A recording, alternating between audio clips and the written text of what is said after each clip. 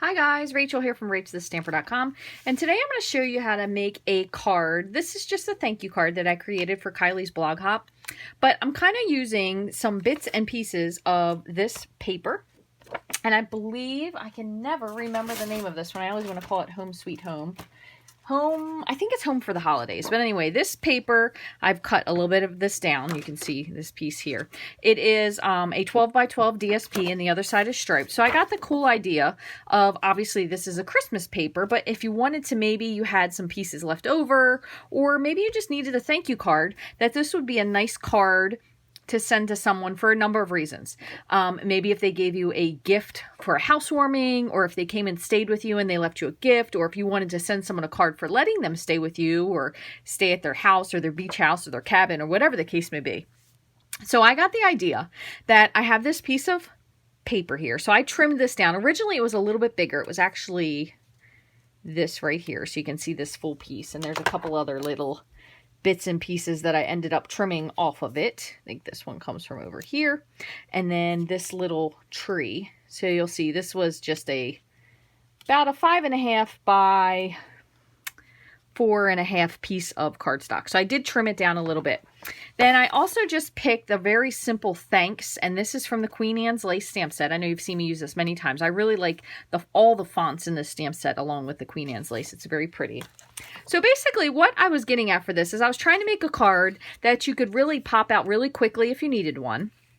So the base of the card is very, very simple. And then I'm going to show you the extra piece that I did. So I kind of decided on a house. Now I chose a house that had very clean lines only because it was simpler. And what I did was I took an X-Acto. This is a retractable X-Acto blade. You can see this one is an 11. I actually got these on Amazon. I'll show you real quickly. It actually comes with all three of these, and they do have retractable blades. You can see this one's a little bigger, and this one's a little bit skinnier. So it comes with all three of these blades. So what I did was I just went along and cut this out, and I'll show you what I mean. And then I got this house. And what I wanted to do, so it did take a little bit of thinking, but again, that was just because I took this to the next level. You don't really have to do that, but I wanted to use the other side. So if you use the other side, you can see the chimney doesn't really match. So I'm going to show you my idea. I haven't put this card together yet. I did a little bit of stamping, but I still have this little piece left, which I might use this piece on the inside of the card when I fully finish it. I had this little piece that I trimmed off because there was a tree here that fit in, and I just fussy cut this little tree out. And then there was a piece of a tree down here at the bottom that had the bottom cut off. But I kind of thought, you know what I could do is, my grandmother's house has a huge tree in front of it, but I was like, I could put this behind it, and then it will cover up that little chimney hole. So this kind of looks like you have a tall tree, and then we can add another one to the front. So this card, again, is really, really simple. I have this little strip somehow I'll add to the inside. So all I did was I took the base layer card, and I took the thanks, and this is a piece of Misty Moonlight. It's 4.25 by 11, and then you scored it 5.5. So that's what it looks like. And I just stamped this across the bias, so diagonally with the thanks. I also stamped the thanks, and this is actually in Old Olive. And then I have a piece of Granny Apple Green. So I just did a small trim to this, and then I did another trim piece underneath. It was just a little scrap that I had, and I flagged the end to kind of mirror it. So now I'm going to put this together for you. It's pretty simple. So I think it really gives a lot of impact with not really a whole lot of effort, and quite honestly, not really a lot of cards, because there's just a little scrap piece, and the stamping was very minimal, and that I just realized is crooked. So let me just there we go. Okay, so all I'm going to do is I'm going to put glue on the back of this, and I'm going to kind of line this up so it has a little bit of, I don't know how in the world I cut this. I think this is just a little bit askew, so pardon me just for a moment. I'm going to trim this down just a teeny bit. I feel like I must have gotten this off just a hair. Let me just cut this. It might be a little bit smaller, but I feel like if it's not square, to me that's massively annoying. There we go. So hopefully that'll be better now.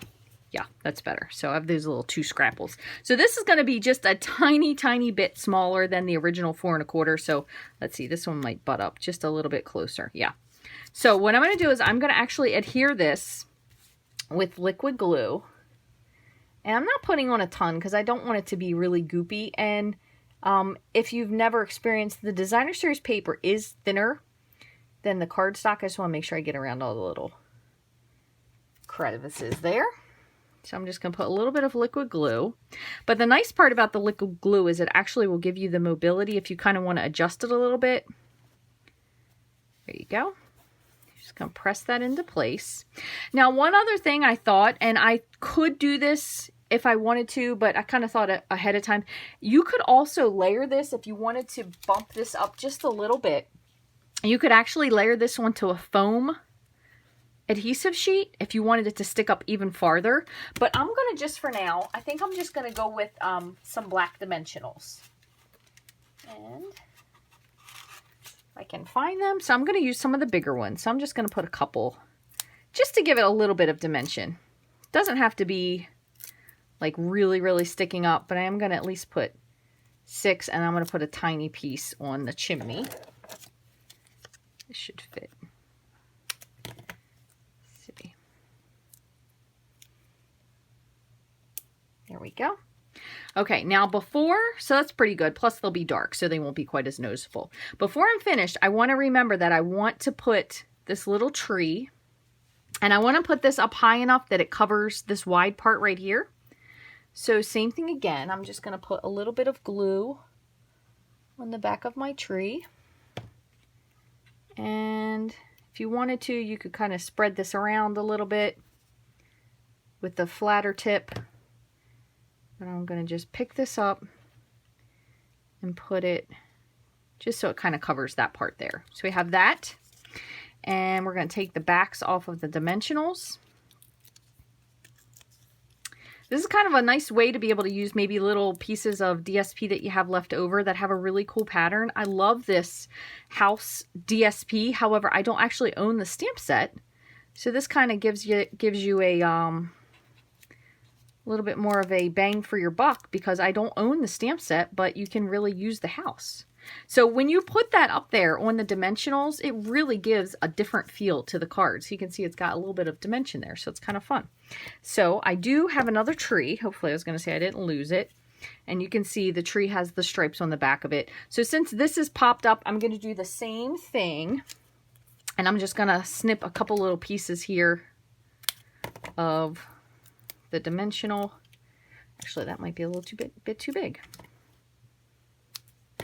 Put one down here a little bit lower, and I think I'm going to snip this in half.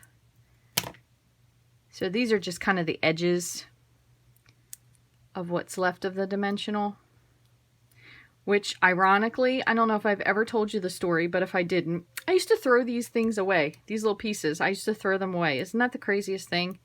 And now sometimes I like using the edges more than I like using the big ones, depending on what kind of craft I'm doing. Okay, so since this is going to lay on the house, I'm not really worried about getting it on the side or all the way across. But same thing again, if you really wanted the entire thing to be a little bit more covered, you could also use the adhesive craft sheets, and then the whole thing will be nicely covered. So I'm going to just slide this in. I don't want it too that it's going to cover the house, but just kind of setting there. So there's that. And then finally, like I said, I stamped the thanks. This is just a scrap piece of Whisper White, and I just flagged the end, trimmed it pretty close. Then I did the same thing. I just hand trimmed a piece as well. So we could put this on here so it would be flat. We could pop it on dimensionals, but I think just for this one, I'm going to do this one flat. It's going to get a little bit of glue. And when I do these, I tend to really like to butt them up to the end of whatever you're doing. So you kind of have like that little layered off piece like so. So there you go. So the only thing I'll probably go back and do after the fact is add in a little piece of Whisper White. Let's see if this is a big enough layer. Yep. So I'll add that in, and I'm just going to add this little strip just to give it a little bit of something. It doesn't really have to necessarily match the direction. If I had a longer piece, we could absolutely make it so it went along the bottom instead, but put that on. Just so it's matching up to the edge. That is not matching. There we go. It's the nice part about, since you haven't mounted this yet, you can see, and if you need to trim a little bit off, you could. So there's that. And then if you wanted to, you could go ahead with the same thing, which, where did I misplace my stamp set to? You could say, celebrating all the wonderful things about you, if someone let you stay at their house, or you could leave this blank. That way you could add any kind of message you want. So I'm just going to put some glue here and finish the inside. But we have lots of really great sentiments if you're looking for something more of a thank you that you could add to this card as well. So I'm going to just do my best to line that up. So then we've kind of used a good amount of the scrap pieces and decorated the inside of the card as well. And nobody knows that those didn't really go together. So there is our nicely finished card. So thank you so much for joining me today. I know this one was quick because I didn't do too much with it. I mean, the stamping was very minimal because we really just used the thanks in the background and then the thanks we stamped here. But I think the house really makes it stand out. One other thing I did add, and I don't know if this is coming through or not, but I did put a little bit of Wink of Stella onto my window panes, just so kind of they would have that little frosted look. I really wasn't going for winter, but just to kind of make it a little sparkly, give a little bit of visual interest there. I thought was kind of fun. So I did add that on there. You know, nothing is done unless it has a little bit of Wink of Stella on it, but really cute card, very simple. Like I said, not a lot of effort to it. And if you're lucky enough, depending on where you look on this, you might be able to find a house somewhere that you stayed. So there's like very small houses. Some kind of look a little bit more like a schoolhouse. You have the long house. This has a lot of different houses when you look on the 12 by 12 sheet, which it's definitely worth looking into. So you will be able to purchase this paper starting on August the 4th. Bonus days do end on August the 3rd. So that's when you spend $50 pre-tax and shipping. You get $5 to use from August 4th to the 31st. So you could spend and then get this and use that on your DSP.